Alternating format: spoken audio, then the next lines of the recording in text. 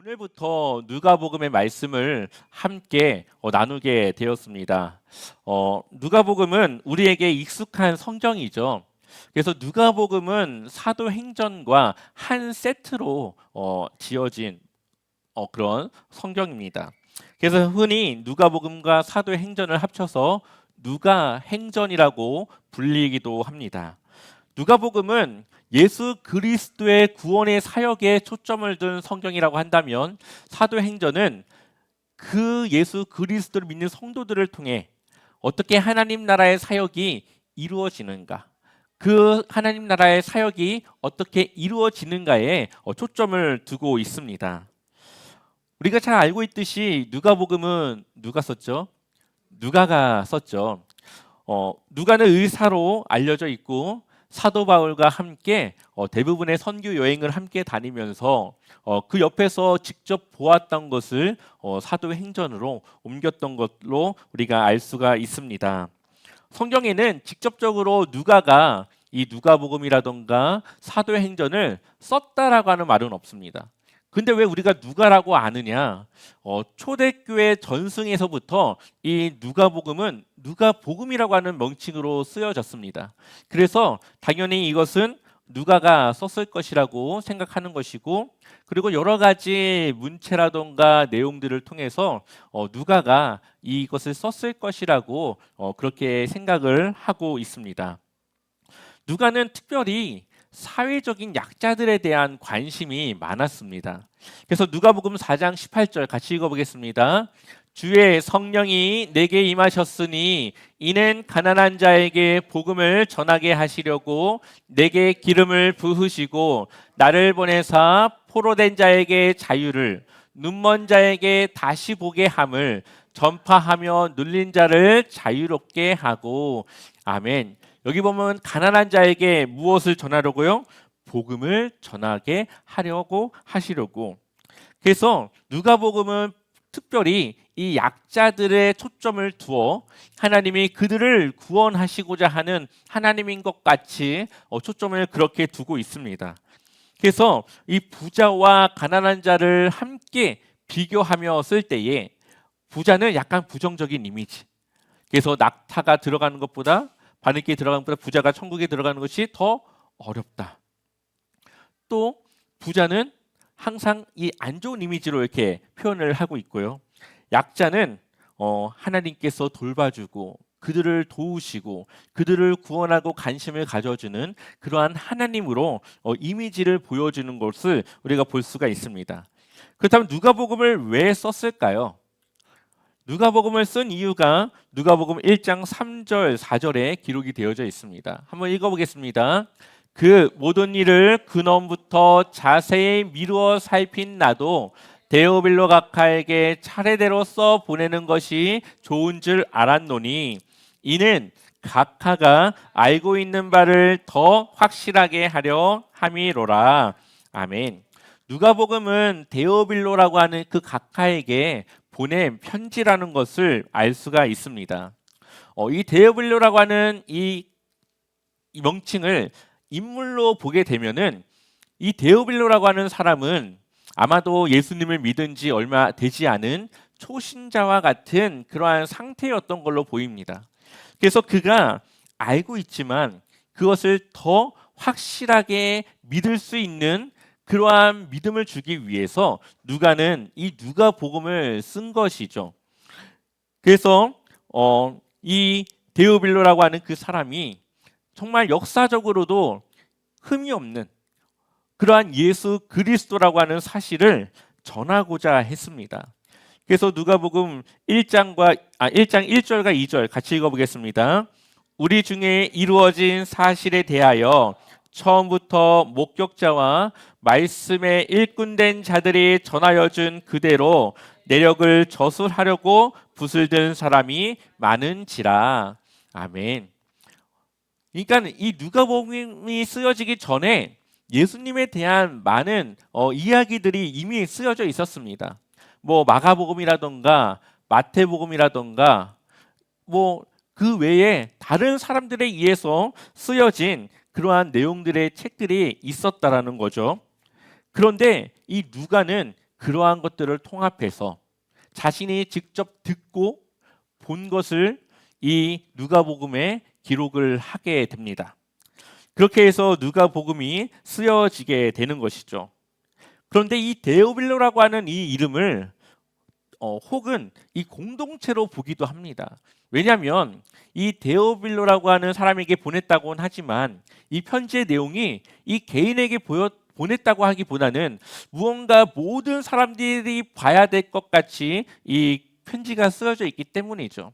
그래서 이 데오빌로를 이 헬라어 약자를 써서 아마도 기독교 공동체 그들에게 보내는 것인데 그것을 들키지 않으려고 그 약자를 써서 데오빌로라고 하는 그런 명칭을 썼을 것이다라고 보기도 합니다. 근데 이것은 하나의 그냥 또 다른 주장일 것 뿐이고 우리가 우선적으로 봐야 될 것은 데오빌로라고 하는 사람에게 이걸 보냈구나, 이러한 이유 때문에 보냈구나라는 걸로 이해하는 것이 좋을 것 같습니다. 자, 누가복음 3장을 우리가 오늘 보게 될 텐데 이 3장을 보게 되면은 세례 요한의 이 사역에 대해서 나오게 됩니다.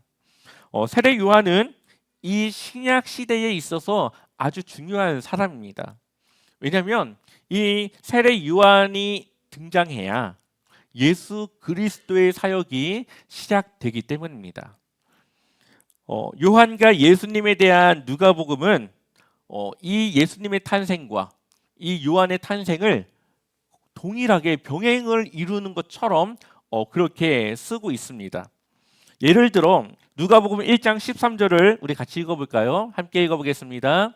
천사가 그에게 이르되 사가라여 무서워하지 말라 너의 간구함이 들린지라 내 아내 엘리사벳이 내게 아들을 낳아 주리니 그 이름을 요한이라 하라. 아멘. 자, 내 아들을 낳아 주리니 그 이름을 뭐라고 하요? 요한이라고. 그것을 누가 알려줍니까?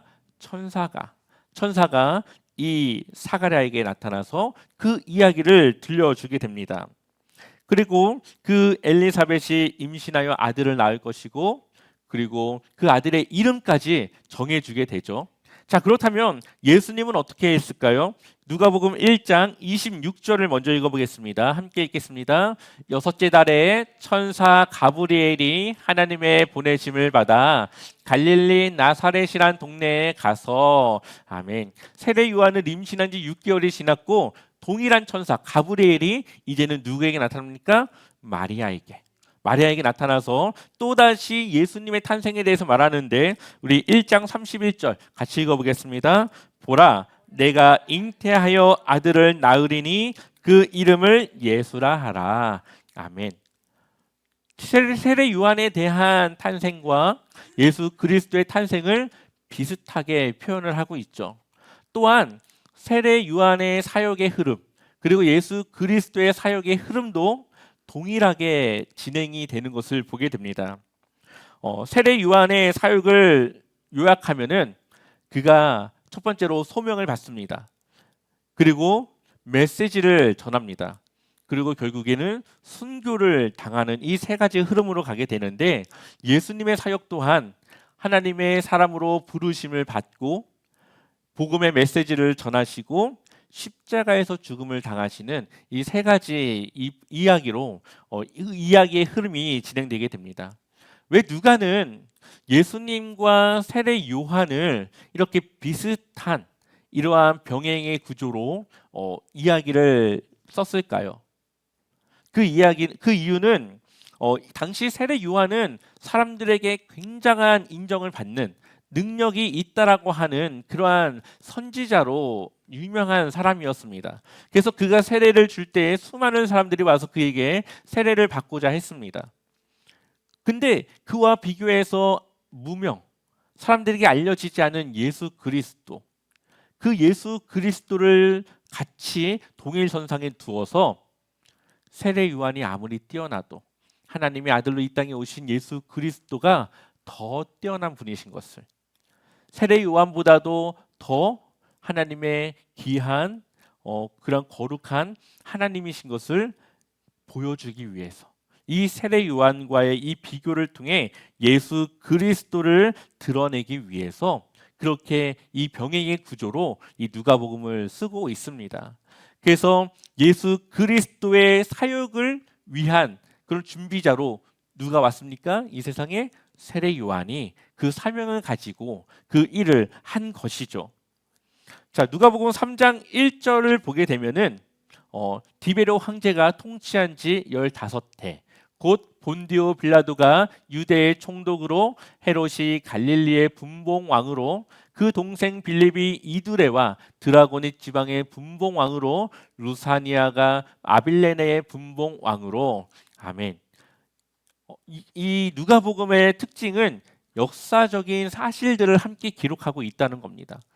지금 세례 요한이 그리고 활동했던 그 시대의 배경을 이야기하고 있죠. 황제가 누구였는지, 총독이 누구였는지, 그때 당시 헤롯이 어디에 있었는지, 역사적으로 그 시대를 추정할 수 있는 그러한 역사적인 사실을 보여주고 있습니다. 또한 3장 2절을 보게 되면은 안나스와 가야바가 대제사장으로 있을 때에 하나님의 말씀이 빈들에서 사가랴의 아들 요한에게 임한지라. 아멘. 자, 그리고 당시 제사장이 누구였는지도 이야기하면서 하나님의 말씀이 요한에게 임했다. 요한이 하나님의 말씀을 받았던 그 시대가 언제인지를 알 수 있도록 그렇게 이야기를 진행해 나가고 있습니다. 여기서 보면은 세례 요한이 하나님의 말씀을 받았다, 하나님의 말씀이 그에게 임했다라고 하는 것은 아주 중요한 사실입니다. 왜냐하면 말라기 선지자를 끝으로 하나님의 말씀이 이스라엘에게 임하지 않습니다. 말라기 선지자를 끝으로 하나님이 그들에게 어떠한 메시지도 전하지 않습니다. 그 시대를 우리는 중간기 혹은 암흑기라고 합니다. 하나님이 이스라엘 백성들에 대해 어떻게 해야 되는지를 이야기해 주지 않는, 하나님의 말씀이 임하지 않는 그러한 어두운 시대라고 하는 뜻에서 암흑기라고 이야기를 하는 것이죠. 그런데 그 말씀이 누구에게 임했다고요? 세례 요한에게. 그동안 없었던 하나님의 말씀이 세례 요한에게 임하게 됩니다. 그래서 이 세례 요한은 구약의 마지막을 끝맺는, 또한 신약의 처음을 시작하는 그러한 아주 중요한 선지자입니다. 구약과 신약을 이어주는 그러한 역할을 하고 있는 것이죠. 그래서 말라기 4장 5절을 보게 되면은 보라, 여호와의 크고 두려운 날이 이르기 전에 내가 선지자 엘리야를 너희에게 보내리니. 아멘. 선지자 누구를 보낸다고요? 엘리야를요. 근데 엘리야는 이미 죽은 선지자인데 어떻게 그 엘리야가 다시 올까요? 근데 예수님은 이 세례 요한이 바로 그 말라기에서 말한 엘리야라고 말씀을 하십니다. 마태복음 17장 12절과 13절 같이 읽어보겠습니다. 내가 너희에게 말하노니 엘리야가 이미 왔으되 사람들이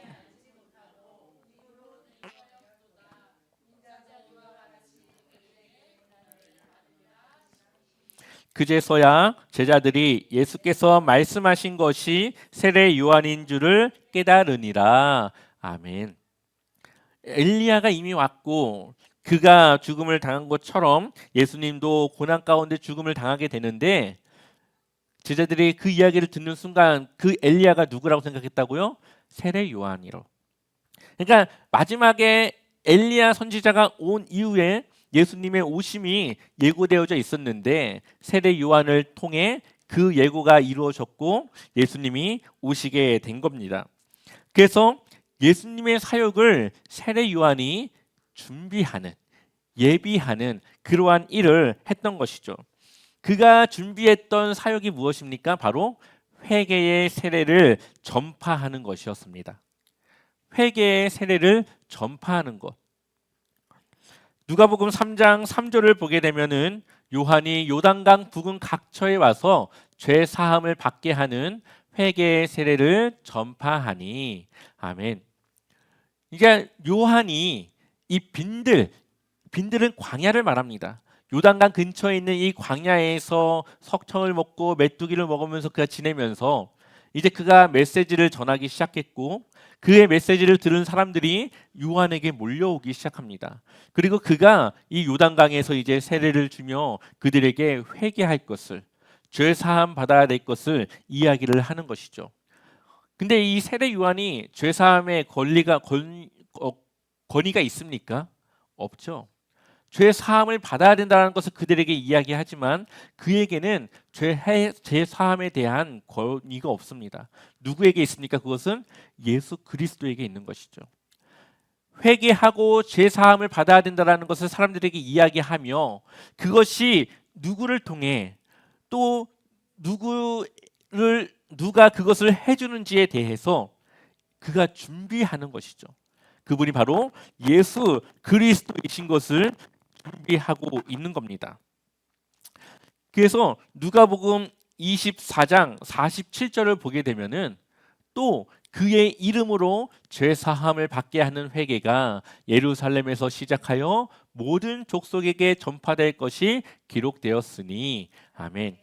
죄 사함에 대한 회개를 세례 요한이 전했고 예수 그리스도가 그것을 또 사역 가운데 전하면서 그 일을 이루셨고 그것을 또다시 누구에게 전합니까? 제자들에게 너희가 그런 회개에 대한 메시지를 전하면서 이제는 이스라엘을 시작으로 모든 이 사람들이 이 회개를 할 것을 전파하라고 이야기합니다. 그리고 그 메시지를 이제는 우리가 전해야 될 것을 이야기하고 있는 것이죠. 그래서 이 회개에 대한 그런 중요한 메시지를 세례 요한을 통해서 전하기 시작합니다. 근데 세례 요한이 하는 이 메시지를 보게 되면은 굉장히 예수님이 말씀하시는 것과 비슷한 맥락으로 이야기하는 것을 보게 되는데요. 누가복음 3장 7절 말씀 같이 읽어보겠습니다. 요한이 세례받으러 나오는 무리에게 이르되 독사의 자식들아 누가 너희에게 일러 장차 올 진노를 피하라 하더냐. 아멘. 지금 세례를 받으려고 오는 회개 받으려고 오는 그 사람들에게 뭐라고 말합니까? 독사의 자식들아. 이해가 되지 않죠. 아니 이 회개를 위해서 변화되기 위해서 나오는 그 사람들에게 왜 이때 당시 욕이라고 할 수 있는 그 이야기를 그들에게 하는 것일까? 이 독사의 자식들이라고 하는 말 안에는 그들의 선민 의식에 대한 이 꼬집음이 있는 겁니다. 유대인들이 항상 어떻게 생각합니까? 우리는 아브라함의 자손이니까 하나님의 백성이야라는 생각을 하고 있죠. 그런데 하나님의 백성, 하나님의 자녀는 무엇을 통해 됩니까? 믿음으로. 그 믿음은 회개를 통해 그의 인생이 변화되는, 돌이켜지는 결단을 통해 하나님의 자녀로서의 삶이 시작되는 것인데 이 유대인들에게는 그러한 변화된 회개와 죄 사함에 대한 그러한 것은 아무것도 없고 그냥 우리는 아브라함의 자손이니까 우리는 하나님의 백성이야. 그렇게 생각하는 그들을 향해서 지금 세례 요한은 독사의 자식들이라고 이야기하는 겁니다. 너희는 하나님의 자녀가 아니야. 너희가 죄 사함을 받지 않고 회개하지 않고 이후에 예수님 믿지 않으면 하나님의 자녀가 아니야. 너희는 지금 독사의 자식들이야 라고 말을 하는 것이죠. 그러면서 그가 8절에 그들이 어떻게 해야 되는지를 말합니다. 8절 같이 읽어보겠습니다. 그러므로 회개에 합당한 열매를 맺고 속으로 아브라함이 우리 조상이라 말하지 말라. 내가 너희에게 이르노니 하나님이 능히 이 돌들로도 아브라함의 자손이 되게 하시리라. 아멘. 회개에 합당한 뭘 맺으라고요? 열매를 맺으라고요. 회개는 그냥 난 용서 받아야 되지. 내가 이거 잘못했지. 맞아. 나도 그거 인정해. 이렇게 생각하고 끝나는 것이 아니라 그에 합당한 열매가 반드시 있어야 한다라는 것을 전하고 있습니다. 그래서 3장 10절에 이해가 되지 않으니까 사람들이 물어봅니다. 우리가 물어 이르되 그러면 우리가 무엇을 하리까? 우리가 어떻게 해야 회개하는 겁니까? 어떻게 해야 우리가 죄 사함을 받는 겁니까? 그러자 11절에 대답하여 이르되 옷 두 벌 있는 자는 옷 없는 자에게 나눠줄 것이요 먹을 것이 있는 자도 그렇게 할 것이니라 하고. 아멘. 무엇이 돌이켜집니까? 이웃을 대하는 태도가, 이웃을 바라보는 시선이, 그들을 대하는 내 마음의 이 생각이 달라지는 겁니다. 그 이전에는 옷이 없으면 아이 춥겠네, 아이 불쌍해, 끝인데 회개하고 제사함을 받고 하나님의 자녀가 된 돌이킨 삶을 살아가는 하나님의 자녀들은 옷이 없네? 아유, 내 거 두 벌 있는데 이거를 그에게 줘야겠다. 이웃을 대하는 태도와 마음이 달라지는 것이죠. 먹을 것이 없네? 그 필요를 이제는 나를 통해 채우는 겁니다. 하나님이 나를 그렇게 살아가기를 원하신다라는 것을 내가 이제는 깨닫고 그것을 내가 순종하기 위해서 이웃을 사랑하는 마음, 이웃을 향한 내 마음이 달라지는 겁니다. 회개는 우리의 인생의 태도가 달라지는 거지만 그것이 이웃을 어떻게 대하는지에 대한 그 태도로 나타나는 것이죠. 이것을 세례 요한은 열매라고 말하고 있습니다.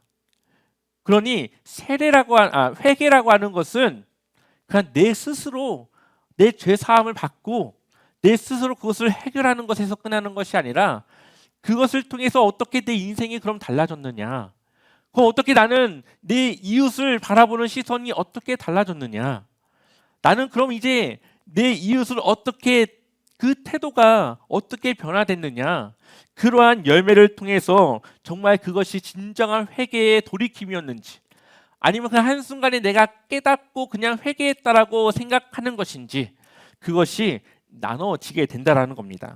대표적으로 이 삭개오라고 하는 사람을 보면 알 수가 있습니다. 삭개오는 직업이 뭡니까? 세리였죠.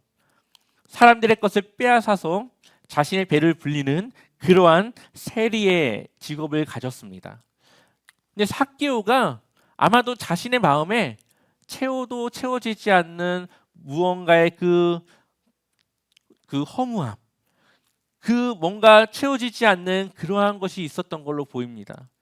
그것이 돈으로 채워질 것 같았지만 그것이 채워지지 않았고, 예수님에 대한 소식을 들었던 이 삭개오는 예수님을 만나면 그것이 해결될 것이라고 생각했던 걸로 보입니다.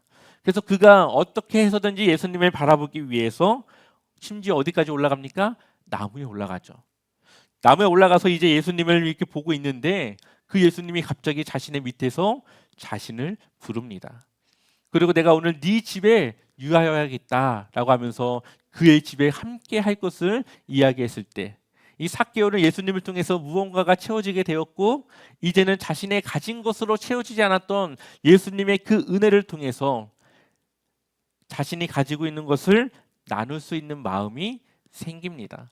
그래서 그가 뭐라고 말합니까? 우리 19장 누가복음 19장 8절 우리 함께 읽어보겠습니다. 삭개오가 서서 주께 여짜오되 주여 보시옵소서 내 소유의 절반을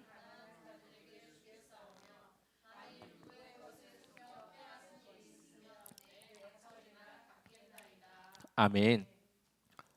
뭐 그의 소유가 얼마나 되는지는 알 수 없지만 우선 기본적으로 반을 떼어서 가난한 자들에게 나눠주고 혹시 내가 빼앗거나 속여서 그 받은 것이 있으면 네 갑절이나 갚겠나이다. 제가 볼 때는 이렇게 하면 삭개오는 수중에 남는 돈이 없을 것 같습니다. 그럼에도 불구하고 예수 그리스도를 통해서 자신의 그 부족함이 채워지자 예수님을 만나고 나자 그의 삶이 변화되죠. 여기에는 그가 회개했다라는 말은 들어있지 않지만 그는 분명히 그 이전의 삶을 돌이켜 예수님을 향한 그 마음을 돌이켜 회개했다라는 것을 우리는 알 수가 있습니다. 삭개오의 이웃을 대하는 태도가 달라진 것이죠. 이제는 그것을 빼앗는 것이 아니라 자신의 것을 나눠주는 삶으로 바뀌어지게 되었습니다. 그런데 대부분의 사람들이 착각하고 있는 것은 자신이 회개했다고 착각하게 됩니다. 그리고 자신이 하나님 안에서 살아가고 있다고 착각하고 있죠. 나는 회개의 필요성도 알고 회개의 기도도 드렸고 말씀을 통해서 내가 용서받았다는 것을 내가 믿기 때문에 나는 회개했어. 그런데 정작 그 삶이 변하지 않습니다. 정작 그 삶이 그의 고백과 같이 달라진 삶으로 나아가지 않습니다. 근데 자신은 회개를 했다라고 생각을 하고 하나님 자녀로 살아가고 있다고 생각을 하고 그렇게 살아가고 있는 것이죠. 회개라는 것은 삶의 변화가 동반되어져야 됩니다.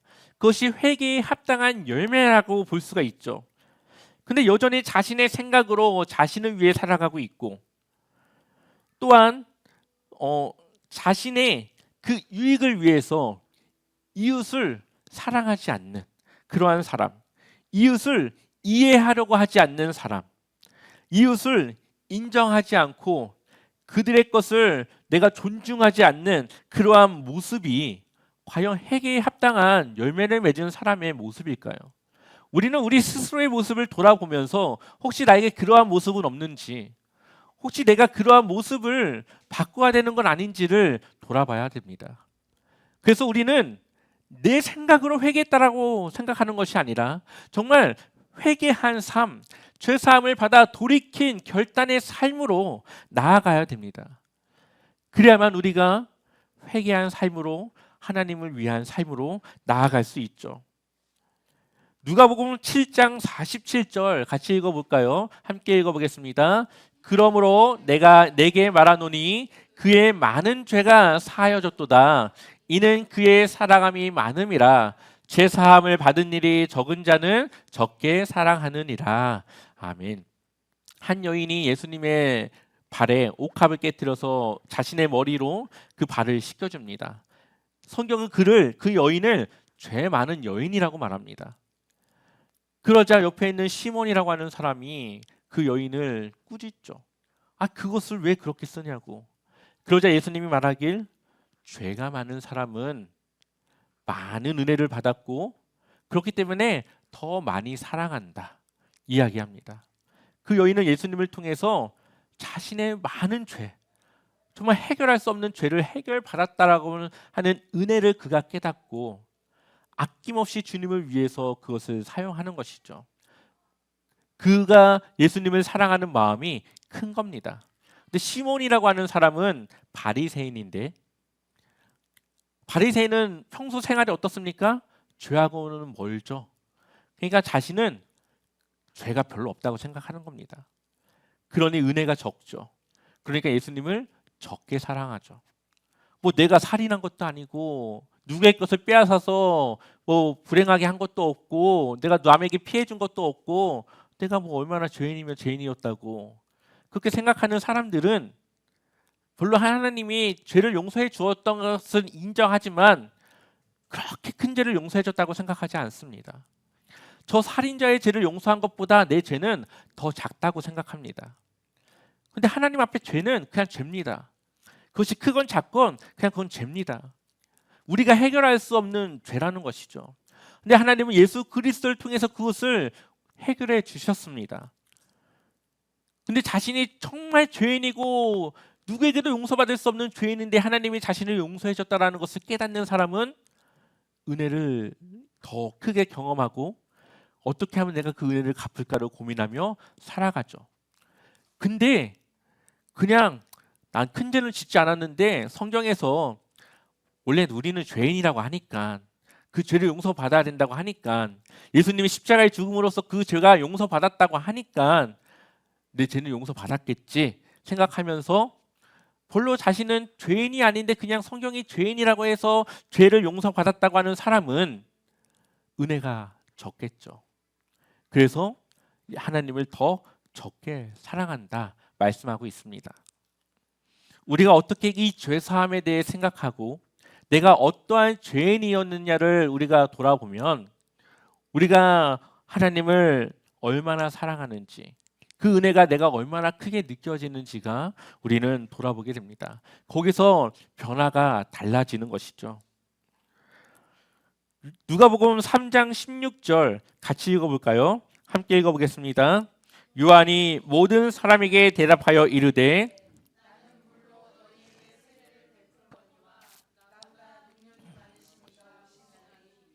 나는 그의 신발끈을 풀기도 감당하지 못하겠노라. 그는 성령과 불로 너희에게 세례를 베푸실 것이요. 아멘. 세례 요한이 이때 당시 아주 대단한 사람이라고 사람들이 칭송하고 존경하고 떠받들어 주고 있지만 세례 요한 자신은 뭐라고 생각합니까? 나는 예수님에 비하면 아무것도 아닙니다. 예수님의 신발끈 하나 푸는 것도 나에게는 허락되지 않은, 예수님은 더 나보다 귀한 그러한 분이십니다. 나는 그냥 여기 있는 물로 여러분들에게 세례를 주고 있지만 그분은 뭘로요?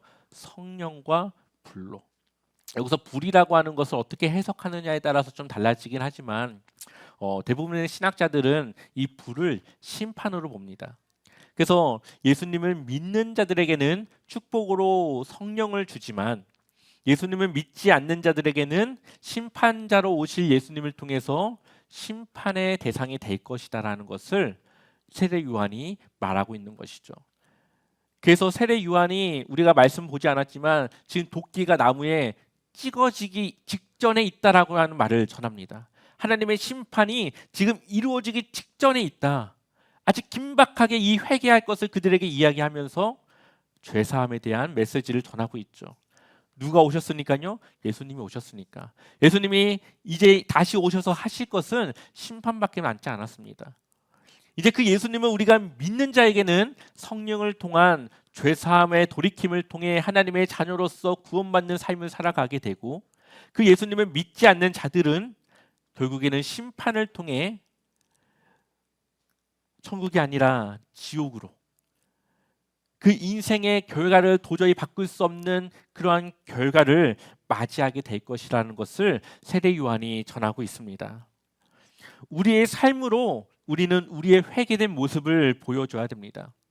그래서 우리가 정말 회개했다면, 그에 합당한 열매를 맺고 있다면 어제보다 더 나은 내일을 살아가야 되겠죠. 회개는 단숨에 끝나지 않습니다. 우리의 죄사함은 단숨에 끝나지만 우리의 삶이 거룩한 삶으로, 성결한 삶으로 나아가기 위해서는 이것이 단번에 되지 않습니다. 끊임없이 우리가 하나님 앞에 회개하며 우리의 삶을 돌이키며 열매를 맺으며 그리스도를 닮은 모습으로 점점 이 간격을 좁혀가는 것이죠. 그래서 우리의 삶은 어제보다, 오늘보다 내일은 더 나아져야 됩니다. 오늘 내가 잘못한 것이 있다면, 그것을 깨달았다면 내일은 그 잘못을 고쳐나가는 것이 바로 회개에 합당한 열매라는 것이죠. 저는 여러분들의 삶 속에 그러한 변화된 삶, 어제보다 오늘보다 더 나은 내일을 살아가는 그런 주님의 귀한 자녀의 삶으로 살아가길 축원합니다. 그래서 우리가 정말로 회개했다, 정말로 나는 하나님께 그 죄를 용서받았다, 그것이 단지 내 생각의 착각이 아니라 우리의 삶으로, 내 삶의 태도로, 이웃을 대하는 나의 모습으로 그렇게 증거하고 증명하며 그렇게 주님의 귀한 자녀의 삶으로 살아가길 축원합니다.